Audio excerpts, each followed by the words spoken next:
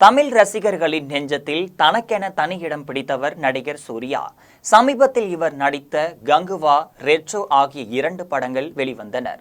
இந்த 2 படங்களில் கங்குவா படம் மிகப்பெரிய அளவில் எதிர்பார்க்கப்பட்டு முடிவில் தோல்வியை தழுவியது. ரெட்ரோ படம் கலவையான விமர்சனத்தை பெற்றது. இந்த நிலையில்தான் தற்போது ஆர்ஜி பாலாஜி இயக்கத்தில் சூர்யா தனது 45வது திரைப்படத்தில் நடித்து வருகிறார். இந்த படத்தின் படம்பிடிப்பு அனைத்தும் முடிவடைந்து விட்டனர்.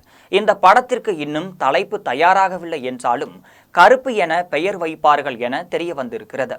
இதற்காக அறிவிப்பு வருகின்ற 20ஆம் தேதி ஆர்ஜி பாலாஜியின் பிறந்த நாள் அன்று வெளியாக இருக்கிறது. அதேபோல அடுத்த மாதம் ஜூலை 23ஆம் தேதி சூர்யாவின் பிறந்த நாளில் இந்த படத்தின் டீசர் வெளியாக இருக்கிறது. சூர்யா 45 படத்தில் சூர்யாவிற்கு ஜோடியாக திரிஷா நடித்திருக்கிறார். மேலும் யோகி பாபு, மன்சூர் அலிகான் ஆகியோரும் நடித்திருக்கின்றார்கள். இந்த படத்தில் சூர்யாவிற்கு வில்லனாக ஆர்ஜி பாலாஜி நடித்திருப்பதாக சொல்லப்படுகிறது.